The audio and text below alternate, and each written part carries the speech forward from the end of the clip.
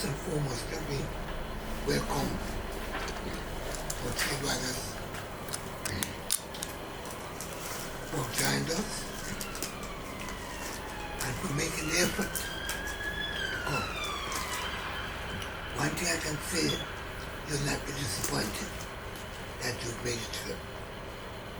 Because this book, Racism Handbook, is a handbook for those of us who realize that we have some serious issues of race to deal with. And we need a tool. We need a kind of information that will allow us to peel through the fog and to get a better grasp of what it is that we face,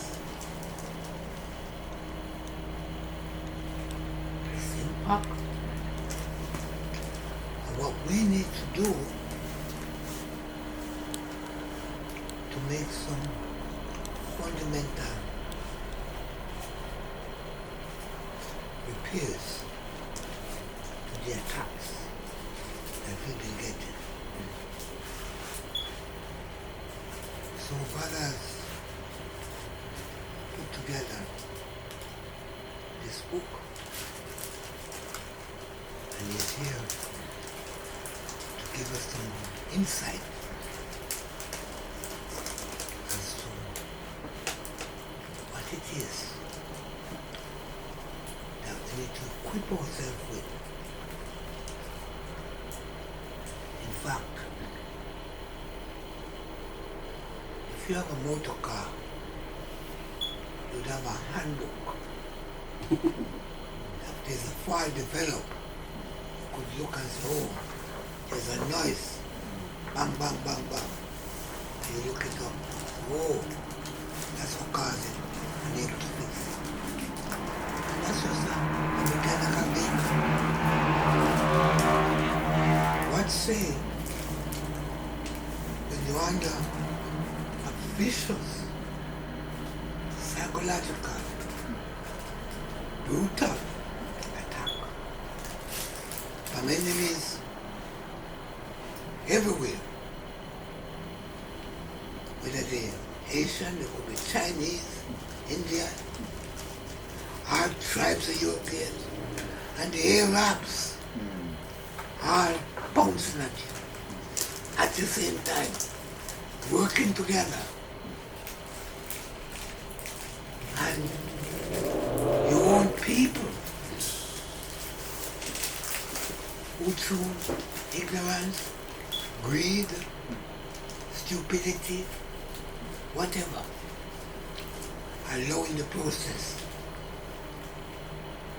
to go on. So we're very happy that Brother Howard has taken the time to come and share with us what's inside his handbook. I hope that when we leave, we'll have one in our hands that will assist us with that understanding. And we can also recommend to others that they too need to get a copy of the handbook. It's all good to belong. Thank you so much. Thank you. Thanks. It's good to hear you talk, Aldo. Really, really good. So, I remember coming here in, I think it was 2007, and I said to Elder Pepukayi, could have been 9, I said, I'm thinking of writing a book. And you were sitting on that desk over there. And that's when the hall was open through there. I don't know if you've seen it. And you said, yes, great.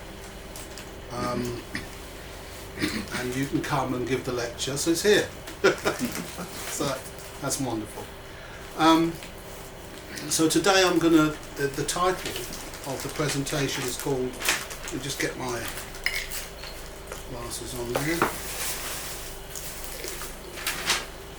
Achieving black consciousness through our collective knowledge. Achieving black consciousness through our collective knowledge. But before I get into that title and break that down, I'm going to read you a little excerpt from the book, so you can just get a flavour of the book, and then I'll weave the lecture in to the book as well. But let's just read an introduction, a little bit of the introduction from the handbook. Right, this is from the introduction there, yeah? The introduction, the reality of racism. If you do not understand racism correctly, you do not understand yourself. The black self is constructed in the Eurocentric world in which you were born.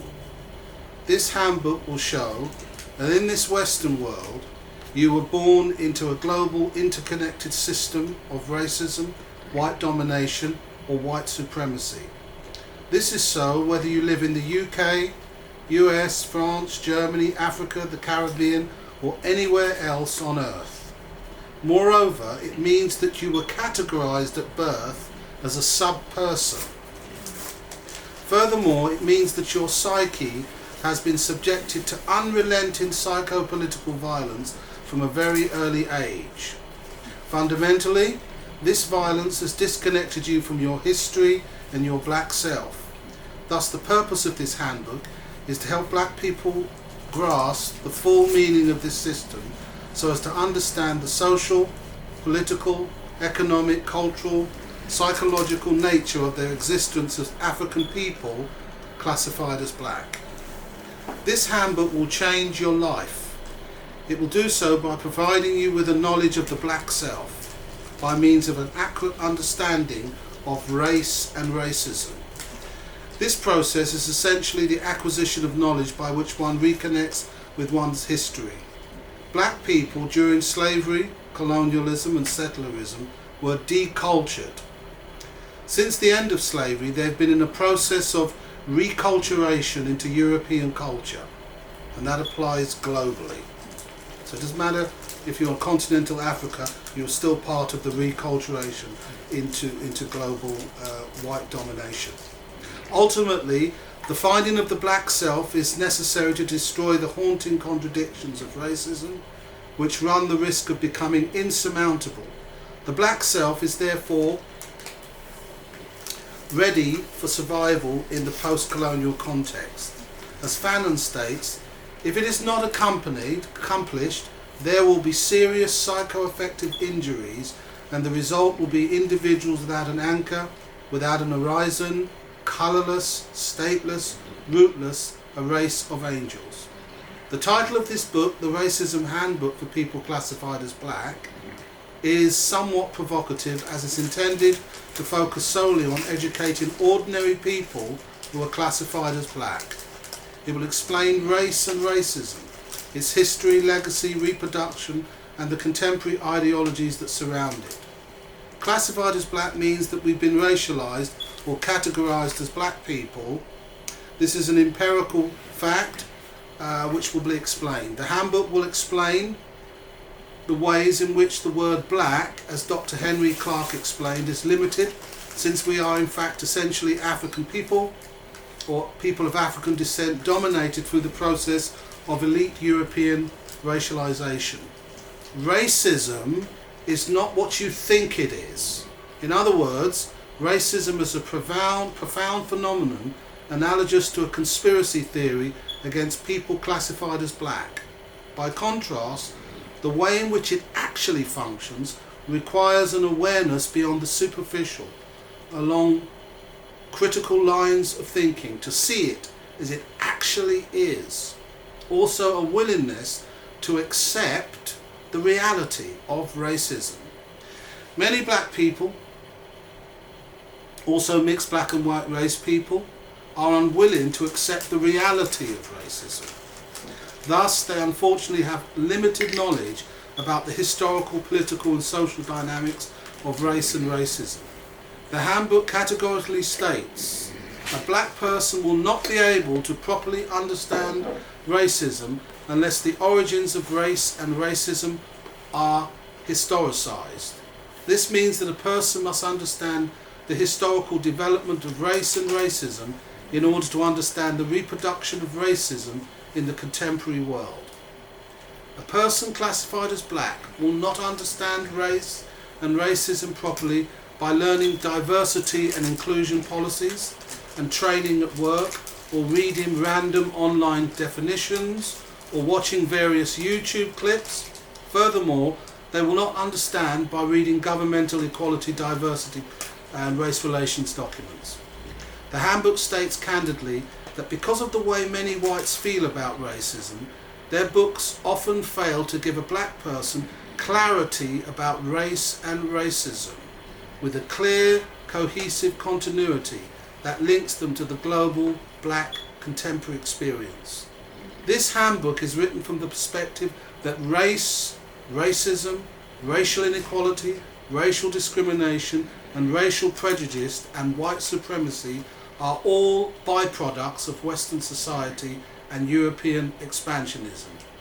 In this context, for people classified as black, speaking about race and racism in the UK is practically taboo. This means that most black people today avoid talking about racism with people classified as white unless they adopt the tone that is acceptable to whites. This tone means that essentially blacks cannot speak honestly about race and racism to most whites. Blacks must literally lie about the reality of racism in the company of whites in order to feel accepted by them or not to offend. This situation ultimately has damaging effects on your psychology because it is a form of racial enslavement whereby blacks must speak a certain way about race and racism around whites. It is also a political strategy used and created by many whites as an instrument of control. Certain whites are manipulating your consciousness by controlling how you think and speak about race and racism, ultimately distorting your understanding of how racism really works. Alright, so that's just a little bit of a taster of the book, the style in which it's written. So, to promote the book today, I've got this little presentation that you've seen with the leaflet that's called Achieving Black Consciousness Through Our Collective Knowledge. There's two phrases in that title that we need to unpick: black consciousness and collective knowledge. So let's talk a little bit about black consciousness, because Eldon spoke about it in many respects. When we talk about black consciousness, that is a commitment to blackness. Doesn't matter if you're Nigerian, Ghanaian, St. Lucian, Jamaican, Trinidadian. It's a commitment to blackness that we have globally, given that we have had over 500 years of oppression as a so-called race of people. Globally, it's a commitment to that I don't want you oppressed and you don't want me oppressed. We may have slightly different ethnic groups within our blackness, but it's a global commitment to the notion of blackness in struggle and as resistance against white supremacy. One of the ways of understanding black consciousness, just think of white consciousness. Think of the landmass of Europe, for example. You have France, Germany, Belgium and so on. They call themselves white people. They accept their distinctions culturally, but they still have whiteness, a collective consciousness that binds them together in times of need or degradation or colonialism. Whatever they want to do, they come together in times of need. They have this whiteness, this collective consciousness, and that's a way that we can understand blackness. So it's not so much our diverse ethnicities, but more a collective responsibility to black people. And I would say, and I've said it multiple times in other lectures, that black consciousness is our problem. That's our problem. If you wanted to summarize it, the lack of black consciousness. If we had black consciousness, there would have been no slavery, no colonialism, no neo-colonialism, no structural programs given to you by the West on the African continent. the capitalist world economy wouldn't be doing what it did 500 years ago on the African continent with its structural programs, constantly extracting wealth from Africa. Because all those Africans on the continent would have this oneness of thought over and above ideological and religious lines. It would be blackness. Okay, you're Muslim, or I'm not a Muslim, or whatever, but we'd have this oneness on the continent and the Caribbean, a collective blackness. So that's why we're in the state we're in, because we don't have a proper sense of blackness, a proper sense of commitment to what it means to be black. So that's the first part of the term. The second part of that is gaining this black consciousness through our collective knowledge. Collective knowledge. There's a word related to collective knowledge which is called epistemology. All words come from us anyway, because we wrote the first script of language and so on. So we have this word epistemology, and all it means is knowledge production. Where does knowledge come from? Where did we get it from? Who structured that knowledge? Is it ours? Is it true? What's the source of that knowledge? So our collective knowledge, a good example is this room. If you look around you, these are practically everyone is a black author. So this room would represent much of our collective knowledge, okay, over and above ideological lines. So, for example, that book on Malcolm X there was written by a black conservative. I'm not a black conservative, okay, but I read that book. There was still something that I could get from it. You see? So our collective knowledge is our own understanding of who we are and where we are going. Okay? So we want to achieve black consciousness through collective knowledge. And that collective knowledge is our own knowledge. What's that got to do with this book? Well, this book is called the Racism Handbook for people classified as black, and I think the main thing that I want to say is, why is it called racism? Why is it not called Introduction to Black Studies? Because that's what this is. It's really an introduction to black studies. But the first thing to understand really is that the origins of black study has its roots in our collective knowledge. And that's why I wrote this, because as Elder said earlier, we often seem to be people that were very reactionary. We know we want to survive. You come here, we were here through forced migration, you've come over recently. What are we here? What are we doing? We're just surviving as black people? What's going on? What are we going to do? Are we going to find a way out of this white domination? Well, black studies can help us to do that. Black studies can help us gain ground with our collective knowledge. When did it begin? Black studies began in the United States, all right, in response to the struggles that come directly out of slavery and colonialism. Black studies began with the African Americans. When they came out of slavery, the system started to develop what they called historically black colleges. Now they just wanted to silo black people off and give them inferior education, but black people were not going to have that. They wanted to take control of the curriculum. And they did take the control of the curriculum. It wasn't easy. It was through conflict among themselves, conflicts with the social order. They did it through sit-ins. This is after the civil rights movement. Sit-ins, rallies, freedom rides, protests and so on. And they took control of the curriculum and started to write about themselves. They said, no, we want to centre the study on us as a tool of anti-racism. And they began to set up different disciplines at the universities. So the white structure set up the universities and the blacks took control of the curriculum. Many died, lots of conflict, but we did it.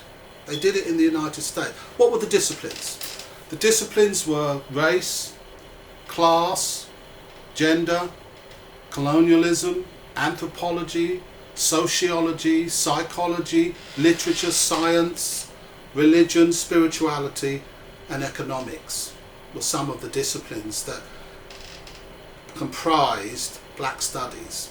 Now, from those disciplines, and remember there were many colleges around the United States, you've got to remember we've come out of slavery, the blacks have come out of slavery. They wanted to sequester them off and just put them in the college and give them inferior. No, we took control of the curriculum, and that black studies, that's why you're seeing all these books around you now. Yeah. They got all those various disciplines that I mentioned, and they put it into what we can call a conceptual framework, or an inclusive conceptual framework. So, Let's have a look at... not interrupt you, brother. Sure. The black studies, it created the explosion of these publications, right? Absolutely. Well done. Yeah, absolutely. So, those various disciplines were put into what we call an inclusive conceptual framework, or a framework for all those different disciplines. Now let's go through them because it's really important to understand this. 5 aspects of this framework, and we'll see how it relates to our very existence in a minute. Number 1, the first thing to understand was that these studies centered black people.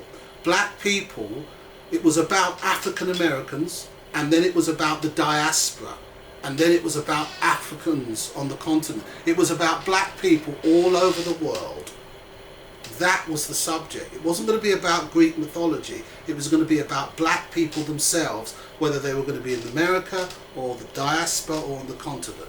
So that's the first aspect. The second aspect was that black people would be the agents of that. We would study ourselves, whether it would be in America, whether it would be in France, Germany, Oceania, wherever we found ourselves, we would be the centre of that study.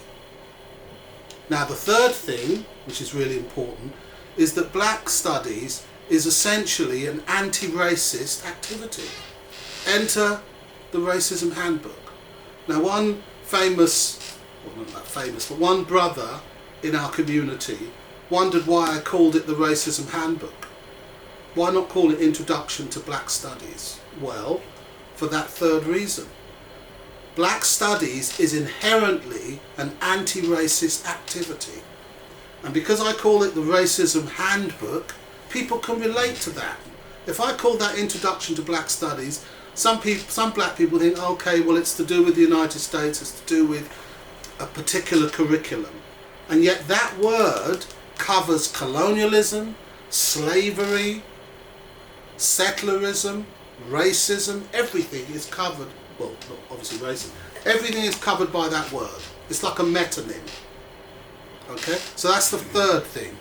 The fourth thing, really, that black studies is a celebration of our culture. Globally, we celebrate our culture. We can celebrate the medieval black culture. We've got a massive, look at that book we've got right there, you know, the Benin monarchy. We can celebrate our ancient cultures. But more importantly, because we are 21st century Africans, we can celebrate our modern culture, who we are as Africans, what it means to go to different parts of Africa, to see black people different parts of the world, in Brazil, in Suriname, and everywhere we go, it's a celebration of ourselves. And through that celebration, it's a doorway into actually understanding humanity. What it means to be human is expressed in studying ourselves. Just like Europeans study themselves, it gives them a sense of what they are. We study black studies, so it gives us a sense or a doorway into what it means to be human. And then 5, which is really important, black studies is an analysis of the capitalist world system as it relates to colonialism, slavery and neo-colonialism. So right now, the capitalist world order is still doing what it did 500 years ago, particularly on the African continent, with wealth extraction. And the West introduces its various structural programs. You see for the World Bank and the IMF and so on. These are arms of white supremacy, and black studies covers that. So why am I panning it out? Why am I making this big thing about black studies? It's because when you know yourself, you know your history, you know where you come from, then you're more apt to survive rather than being reactionary. Now, do we have black studies in the UK? Yes. Never in London, and that's a political thing. No black studies in London. We have black studies at the University of Birmingham City University there.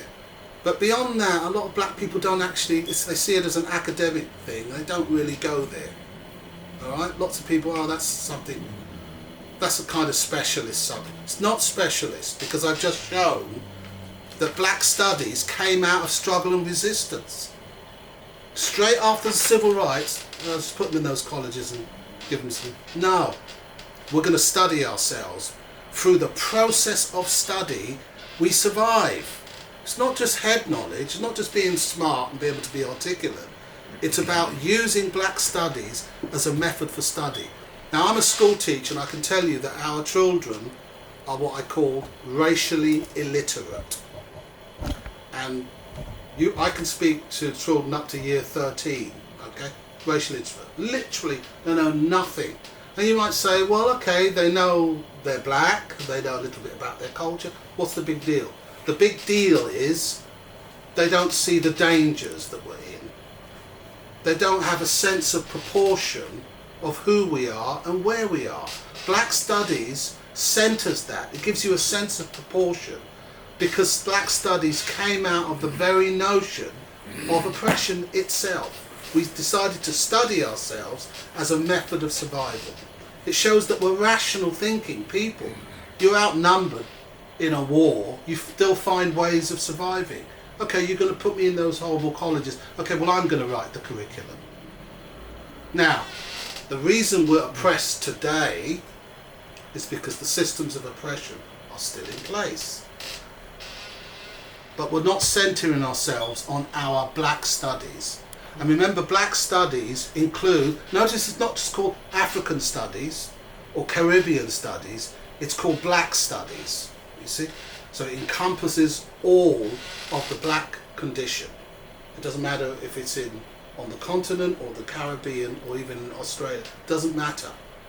We're going to look globally at where we are and how we can improve our life condition. So, if it says African studies, it would center only in Africa. But when black studies would center on Africa. In fact, in the United States, another term for it is called Africana studies. So, no, it would center on Africa. Africa would be part of it. You can do a course where you, at SOAS, and study just Africa. Of course, you can do that. But black studies would cover Africa, and the center would always be the degree to which we are oppressed.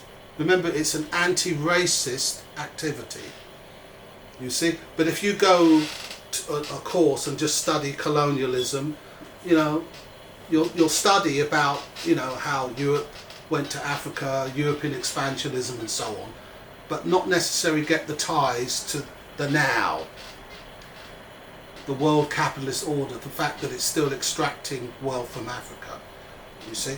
So that's what black studies is about, and that's what I've tried to do. So it's over 3 volumes. This is volume 1.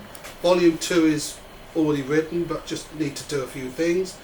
But this came out last year, Black History Month, so it's only 3 months old. So there's volume 2 to come out, and then there's the volume 3, which is the Racism Handbook for young people.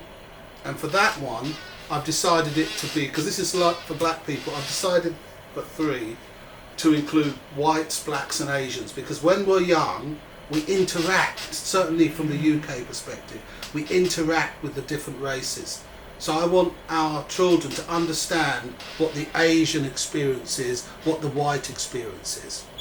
You see, a lot of our children don't understand what racism is in relation to Asians, or what racism is in relation to white. And you can get mixed up. Diane Ann got a few things mixed up when she got herself in some trouble, you know what I mean? Because she implied that whites there's no racism in white history. There is, okay, but not systemic racism, but there was. So our young children need to understand that. It's really Is the volume 3 specific for children? for children, absolutely, yeah. From the ages of 10 up until about, I would say, their teens, yeah? Yeah, so it's just for young people. So they understand race, racism, colonialism, and the black colonial condition. Okay, so that is basically it. I don't want to bombard you with too much. Please feel free to ask me any questions what you want. Go ahead. That's the lecture. Can you talk a bit more of volume 2? Yeah, volume 2 is, well, remember I said that Black Studies has many disciplines between 10 and 12.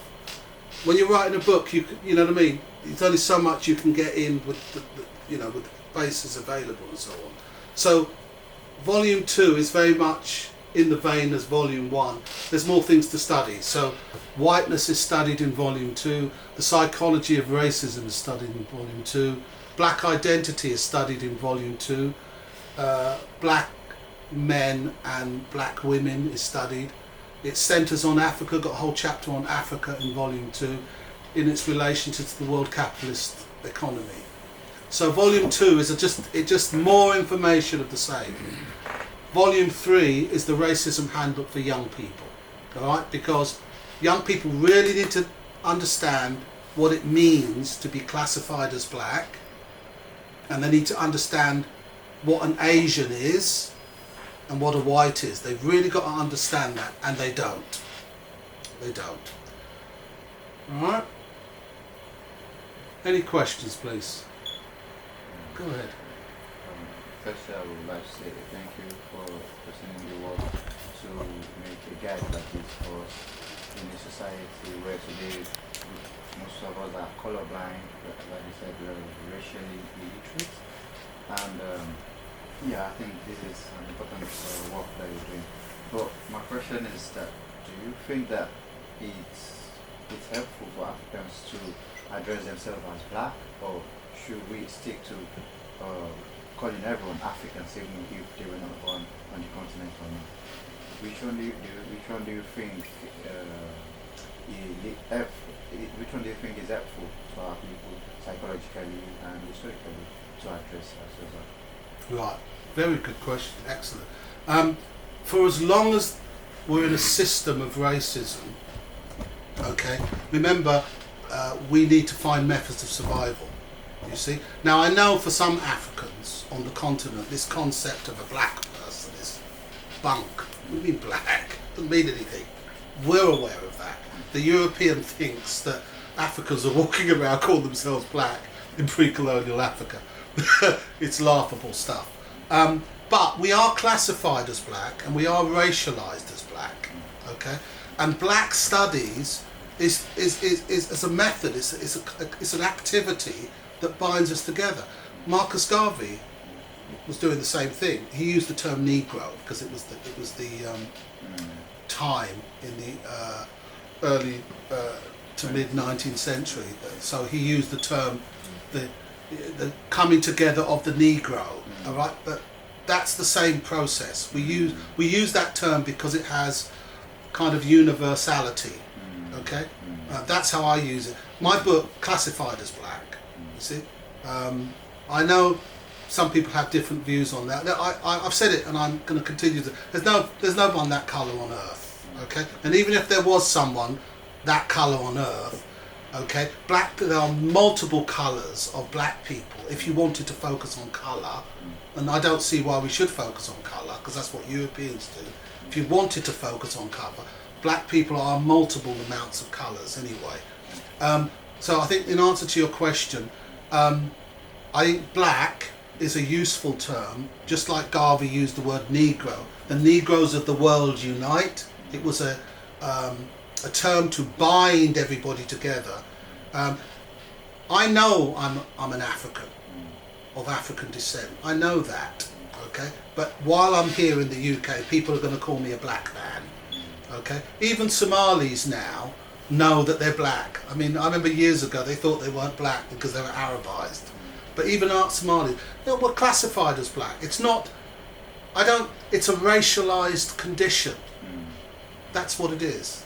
We're people of African descent by means of a gene pool and so on. So I mean, I use it as the term to bind us together. Would you consider that some black people from the Caribbean or African American, they consider themselves as black but not as African? That is going on, but that comes down to racial illiteracy. If you study, then you would know that essentially you're an African. If you study, look, let's put it this way: European landmass, Spanish, French, German, they know there's distinctions between them, but they also call themselves white as a binding force. So yeah, there's going to be Americans. I mean, I work with a school teacher, right? He's born in St. Lucia. So he's convinced he's a St. Lucian. He thinks the nation state is going to save him. You see, he's convinced of that. And we have lots of WhatsApp debates and so on. The only thing he is concerned about is race and representation.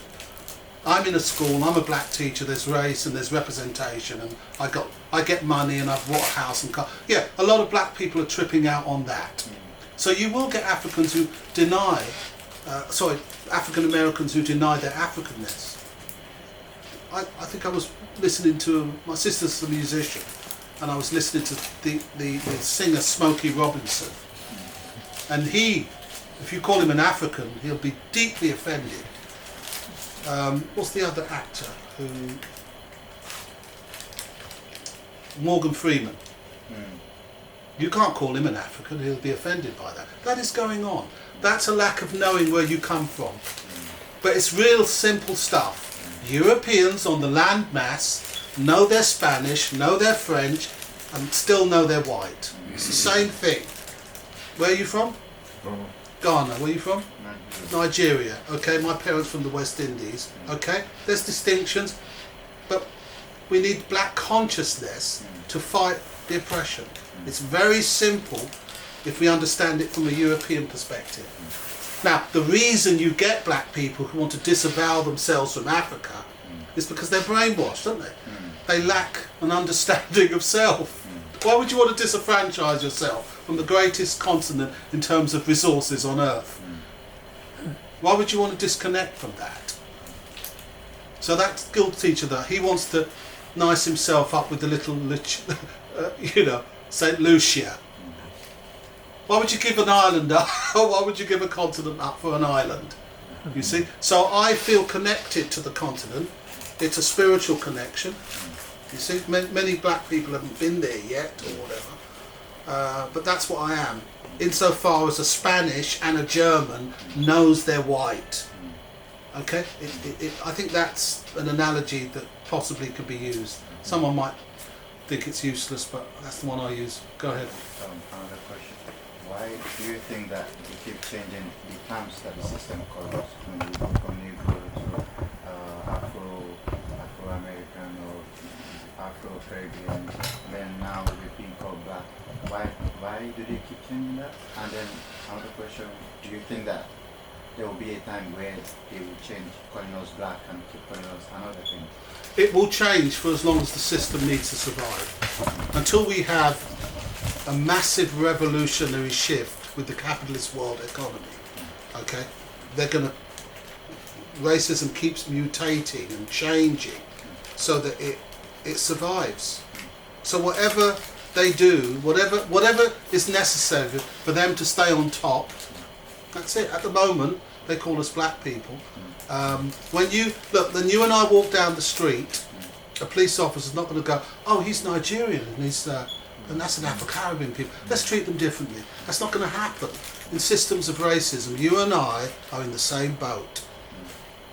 You see, so you get these stupid African Americans and people from the Caribbean who try to disenfranchise themselves from their heritage. But when it comes to systems of racism, not a good move. So essentially, the system will do whatever's necessary to stay on top. And at the moment, we're racialised as black people. We know who we are. Yes, please. I was trying to think what country that did not classify themselves as black. And I was glad that you mentioned that country, which is Somalian. I know some Somalian, and they would really argue that they are not black, they are Somalians. And I realized, and then I used to sort of question myself, why do not they accept themselves as black? We're all black, yeah. And again, I'm St. Lucian. Right. And through history, I think that was what the situation was. We classified ourselves as countries, even though we are black. Would say that I'm an Ethiopian, I'm a Somalian, I'm an Egyptian. And that was how we classified ourselves. I think black, that term black, only recently came in. Well, it's about even when you go to the Bible, 300 years you old, know, where it also says Cushites, you know, they were all black, but they didn't see themselves specifically as skin color. They saw themselves as countries. Probably say Ghana, I'm a Ghanaian, I'm a Nigerian. I think the thing to understand is that the term black is a racialized term invented by elite Europeans. Now, some blacks will try to say black, we invented that term. Black people, African people did not invent the term black, okay? And the evidence that some black people put forward is land of the blacks. They go to the ancient documents and they say, oh look, land of the blacks. Well, land of the blacks is written in Arabic. That was written by Arabs. The term land of the blacks was written by Arabs, white Arabs, who had their notions of blackness. Blackness is racialization. Okay? Now, someone said to me the other day, yeah, but I saw someone on the African continent who was absolutely black. And I said, well, even if you found one person, the colour of it might, right? Black people come in many shades, so that wouldn't be enough evidence. The fact of the matter is, black is racialization. That's what it is. And I've spoken to Africans who said, when I was growing up, what's this black? On the continental Africans, who said to me, I worked with a lady once. She was a classroom assistant. She said, oh, you know, when I was growing up, we don't know this black stuff. What is this black person? They have no idea. It makes sense. I mean, it's absolutely laughable that pre-colonialism, when blacks were walking around the continent, calling each other black. I'm laughing. You know, it's pathetic. Okay, black comes from European epistemology. And Greeks. Yeah, but the most developed, Europeans are, well, I know they're the bastardized children of the Arabs, I admit that. But I mean, it's not our epistemology, that's what I'm saying. When more or less it came into practice, like? I would say around the Arabs started using this term black around the 14th century. Europeans started using it around the 1600s. So it was Arabic who did it first? Well, Arabs, possibly they may have come up with calling African people black prior to the Europeans, but the Europeans came up with a developed theory that innate in blackness is some type of inferiority. The West's greatest philosopher is Immanuel Kant. There's no Arab version of Immanuel Kant writing reams and reams on how black, so supposedly black skin, has innate in it notions of inferiority. Only Kant wrote that type of stuff. Okay, so the Arabs may have come up with the word black, okay, but the developed theory of black racialisation is elite Europeans. There's no support for blackness. Now, another black skin